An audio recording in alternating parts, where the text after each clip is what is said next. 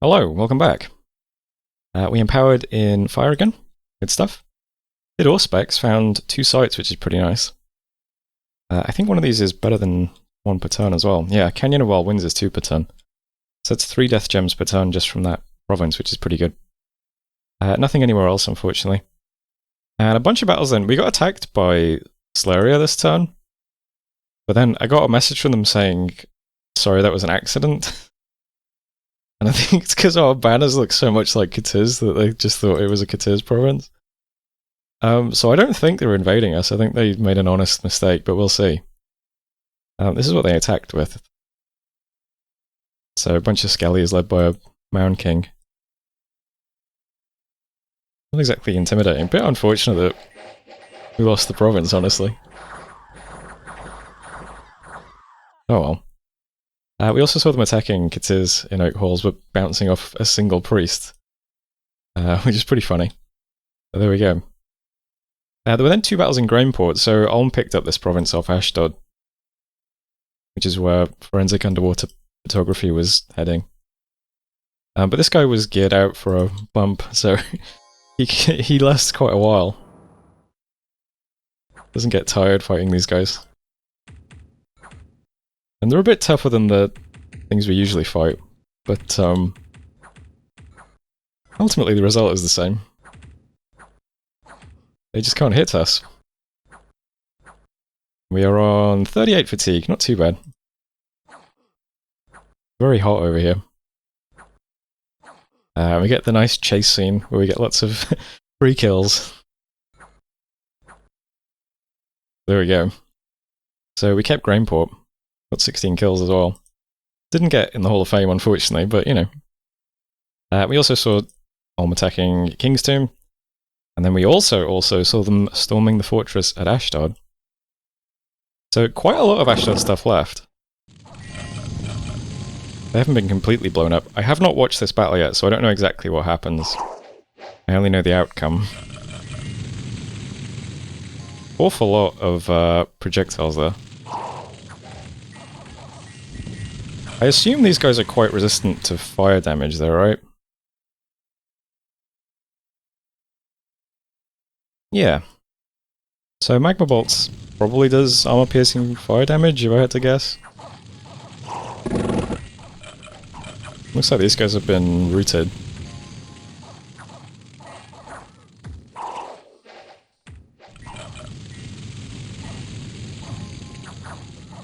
Okay, Magma Bolt. Okay, that's a lot of Magma Bolts, I guess. I'm not sure which attack is doing the most damage, but that's shredding Sacreds either way.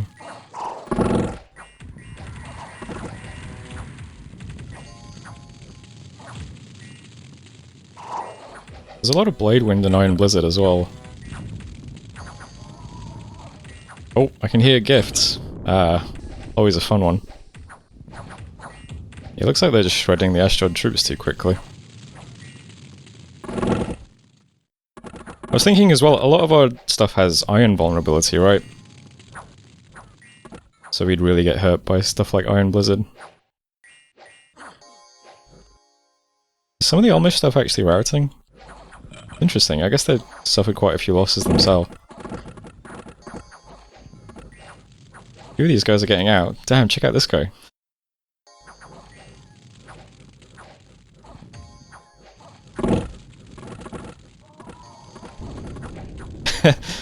Always a fun one. Like, one guy was doing work for a while, but yeah, I'm just able to eventually chew through all this stuff. They are definitely routing, though. This was not a flawless victory for them by any means.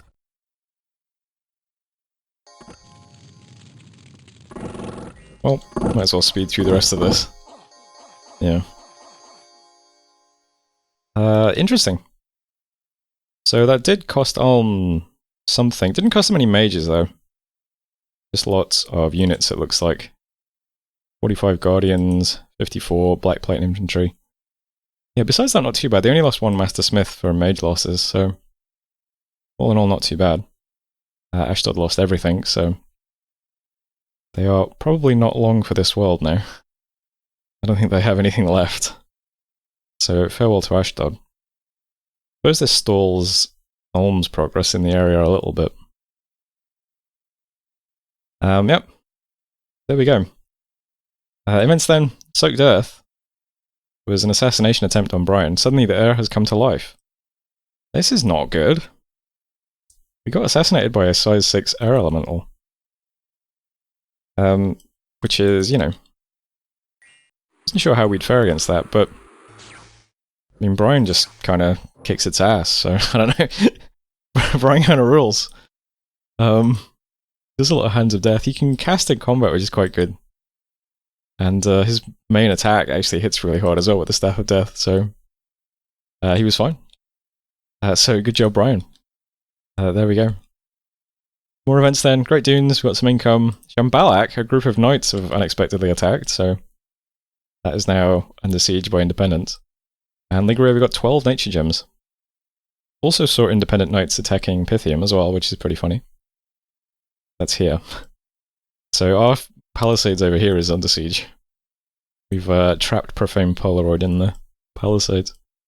And Pythium lost this one to knights as well.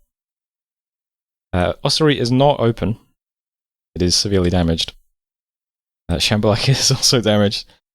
Go to Afflictions. Zibalba has been permanently vanquished. And we got another national hero. This is Skahak, Trainer of Heroes. So I know that I've played is it Femoria, where you can summon Morrigans? And I think this is a Morrigan with a Spear of the Morrigan. Very cool unit. Also notably for us, this is another D2 mage, so pretty important. Gives us another mage that can easily make use of death stuff. And I guess this combo is pretty good as well, right? That's like Wailing Winds and the disease wound thing, I can't remember the name of. Wind of Death as well. Yeah, that kind of stuff. So, nice hero to get. I'm having both of our death heroes this turn both do twice spawn. Just to make sure they don't, you know, die to Airelli assassinations at any point. So we'll twice spawn them both, which, in case you aren't aware, is this spell. Means that if they die, they come back to life as a soulless being. Possibly with boosted death, so it costs 5 death gems per size point. So in the case of Brian, he's size 4, so that's 20 death gems, unfortunately. But, you know, it's worth it. We're making, what, 17 death gems per month? We can splash them out on some nice twice spawning, why not? Anyway, yeah, what else is happening this turn? Well, over here, I think Celeria might be sending us some gold to pay for the temple they accidentally burned down, which would be nice. I should send someone over to take Seth back this turn as well. Let's be safe and send overt photography. You're geared out pretty well still. You're set to do Mistform Poison Resistance, Protecting from Lightning, Attack. We'll do Closest. Now we'll do Now we'll do... You know what? If it's skeletons there, we're going to struggle anyway with a Frostbrand, right? Maybe I shouldn't do this. I mean, they did say they're leaving the province. Yeah, maybe I shouldn't send someone who might struggle. Let's send someone expendable. Let's send this little priest. She can... Yeah, if the province is empty, she'll just take it. If it's skeletons, then, you know, whatever. Let's leave you completely unscripted, so you do whatever you think is best. We'll take it back with her. That's fine. We're also going to have the fortress here upgraded this month, which is quite nice. I think we're probably going to have to go to war with Slayer pretty soon. Ulm has been messaging me, asking how we want to divide up Ashdod's territory. He really does not want me to have this throne, I don't think. Because I have thrones already. But I just didn't reply, you know, I said, oh, I haven't looked at the turn yet, and then that was that. I just left the message there.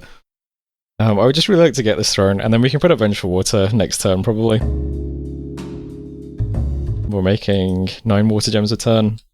We'll climb this and make a few more water gems, and then we can put up Vengeful. Makes us a bit more well-defended. And then we'll just let the issue hang, and think about attacking Celeria.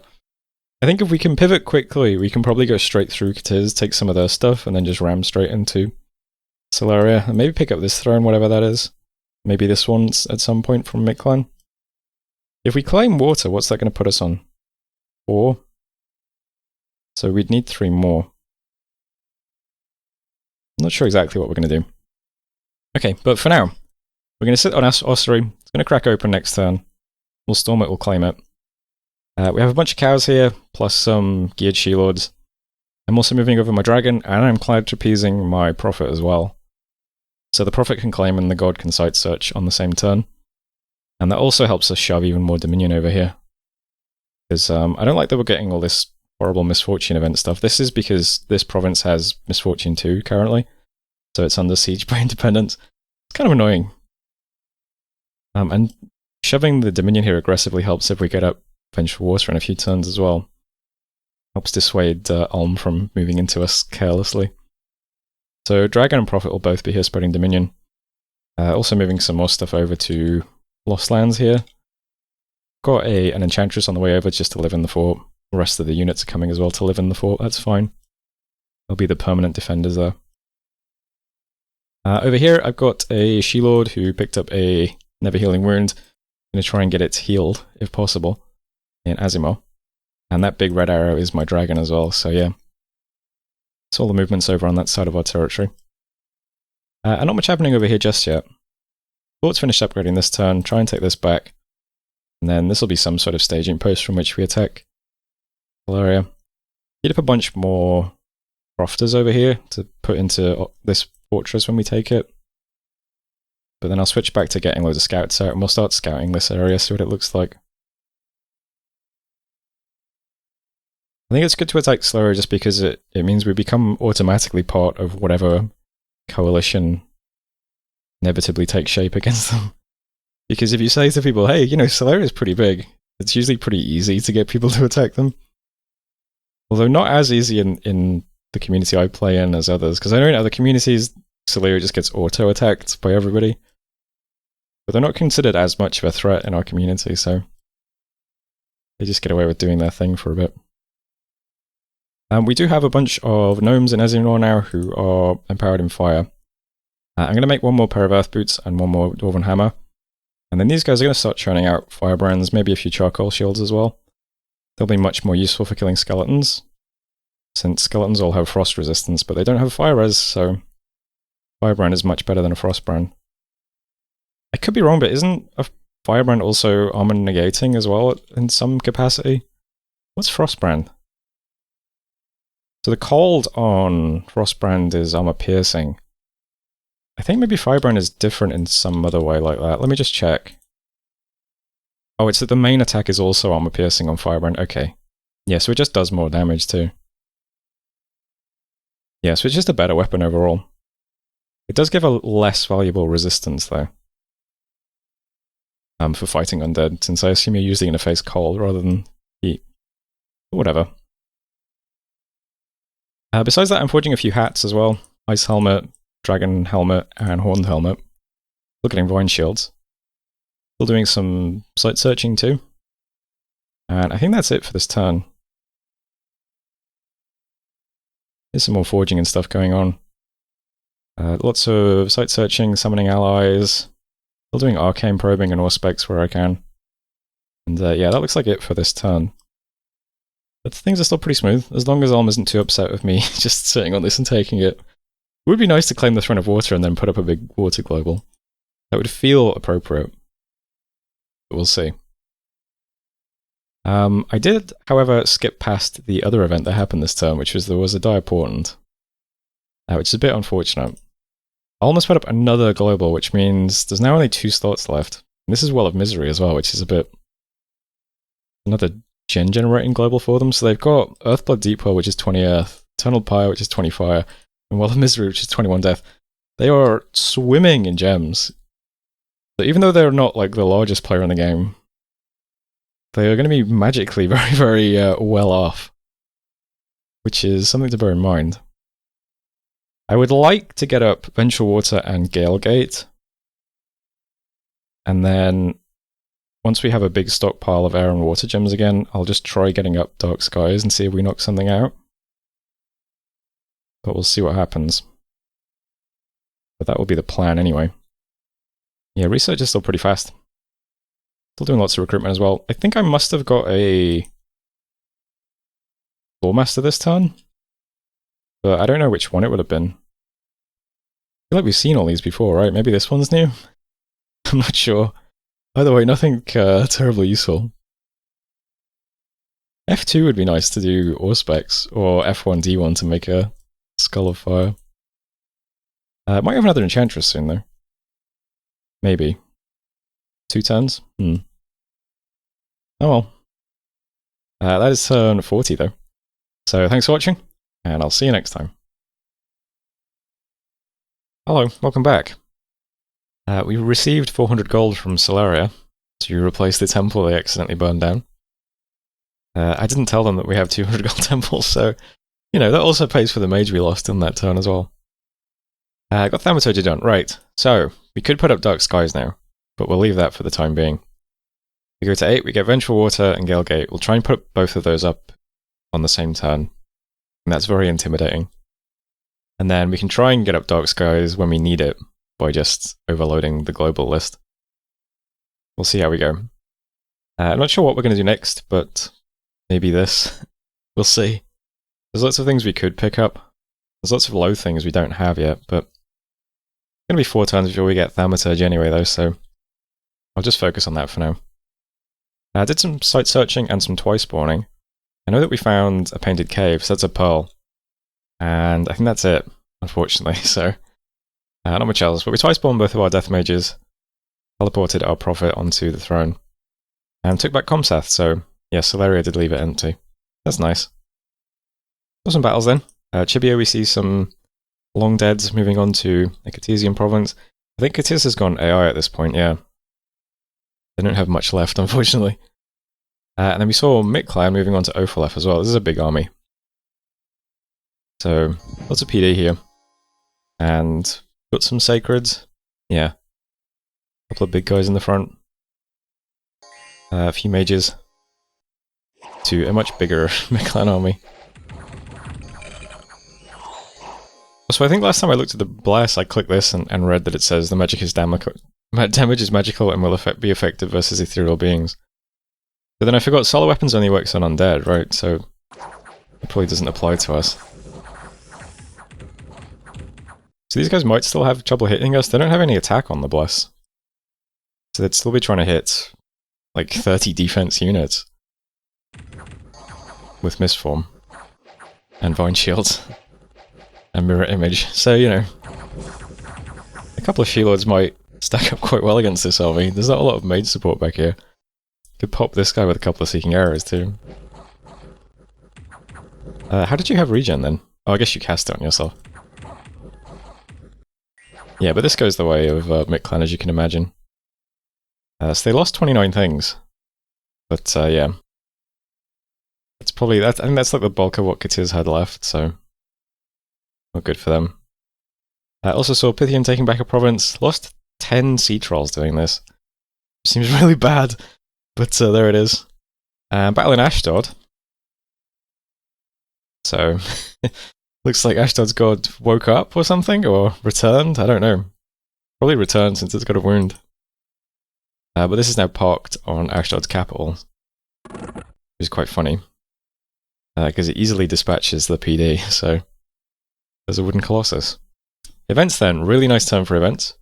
We got attacked in the Soaked Earth again on this mist-covered highlands. I guess I should defend this province. They're led by a man of power. Let's check this out. Are you the man of power? Yep. Onvid the Illusionist. So more Phantasmal Warriors and such. I think I've got the PD here up to like 20 now though, so there's a lot more lizards. So we do okay this time. Yeah, but I mean, we've got a bunch of She-Lords just sat next to this province now. I might as well move them over. I wasn't really putting them in this province because we didn't have the fort up. But now that our throne is forted, we might as well move a few She-Lords over here to more effectively defend this province. And then Honoria, we've got 2,000 gold, bunch of gems, and a Shroud of the Battle Saint. And Shinuyama, 500 gold, an Evening Star, a Sling of Accuracy, and a bunch of gems. So, really nice time for gold. When I logged in, we had like 3,000 gold. And that was after the auto recruitment stuff, so pretty good for gold this turn. Finished upgrading our fortress, cracked open ossuary, under siege in Shambhalak. We cured 1 affliction this turn. It's pretty hard to cure never healing wounds, so we have winner best duck foe is here now, with the healers trying to get never healing wound healed. But it might be a while. I'm pretty sure it can be healed, it's just a really low chance. We'll see though. I'm going to move out. We've got a bunch of other units who have kind of hard to heal wounds, like this guy's got a limp, this guy's got never healing wound, and so on. So I'm just going to remove these guys from the province, so the only thing that will get rolled will be this never healing wound on our She-Lord.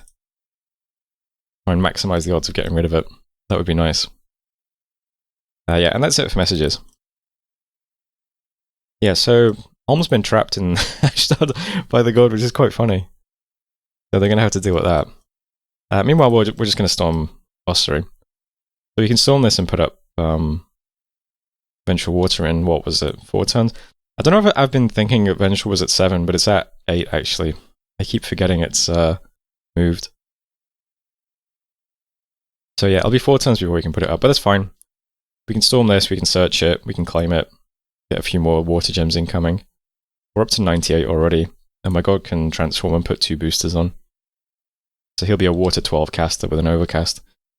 So we'll try and make sure that really sticks. And I'm also trying not to spend gems too much either. I am still doing Auspex, and we are finding sites, which is nice.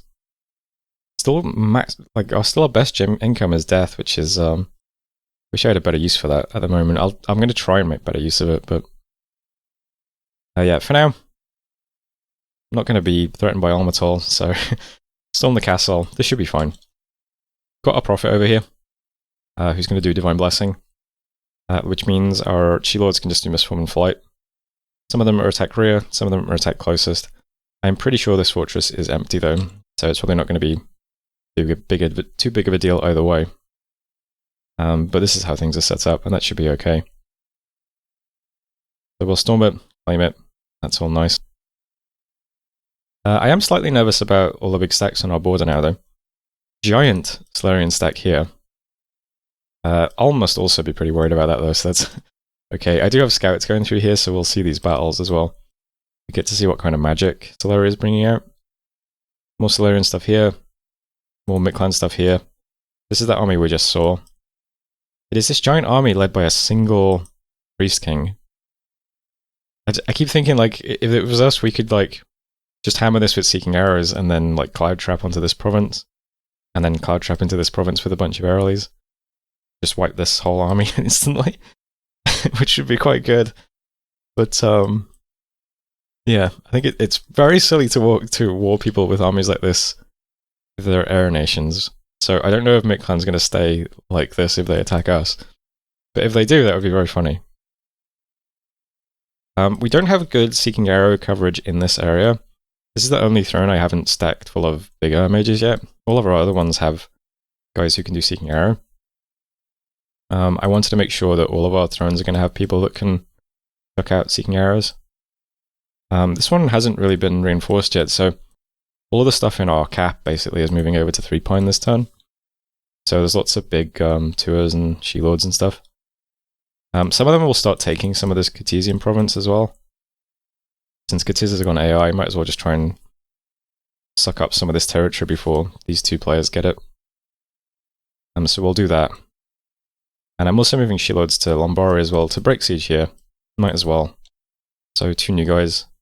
One of whom is wielding the Evening Star we just got from an event. It's quite a nice item.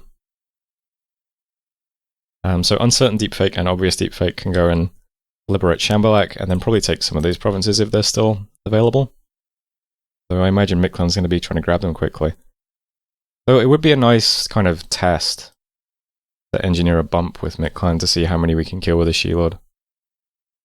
So that might be fine. I might intentionally be very aggressive taking territory here, just to see how effectively we stack up against the big army.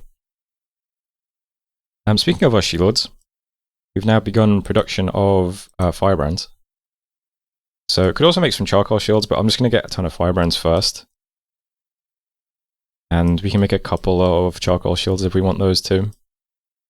But Firebrands are going to be really useful against skeletons, and they're just better weapons overall. And especially against Mid-Clan, who I imagine deploys more fire magic than cold magic. Could be wrong about that. I mean, they've got Moon Priests that are... I can't remember, actually. No, they've got like Rain Priests, right, that do water. So Moon is Astral, Rain is water, Sun Priest is fire, Priest King is nature, High Priest is air. Okay. I don't think I've played middle-aged Mid-Clan since Dominions 3. I guess they have no fire? Oh, okay. And okay, F2, yeah. So, okay. So, Frostbrand or Firebrand is equally useful resistance-wise. So it doesn't really matter in that respect, but still. We'll get some nice tooled-out G-Lords, try and bump into Mid-Clan here, and then the Firebrands will absolutely be better against skeletons, so yeah. That's okay too.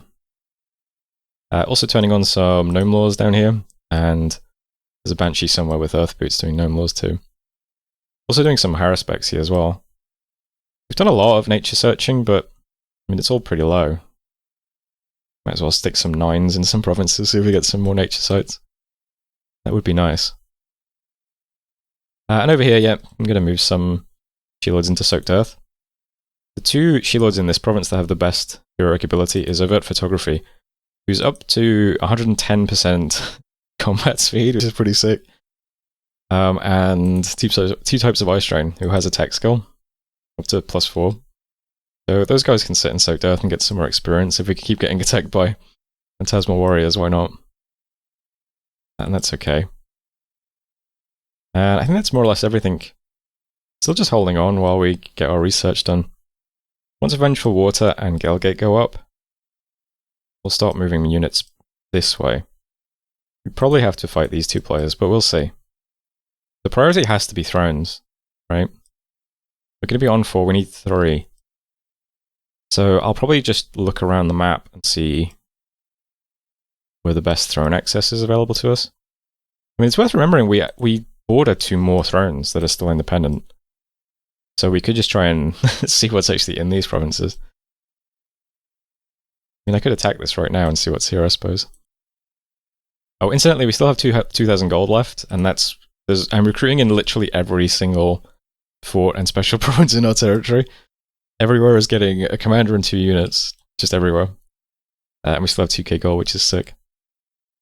But, yeah, I'm also getting, like, crofters in random places and scouts and stuff. Why not? We'll get another crofter here.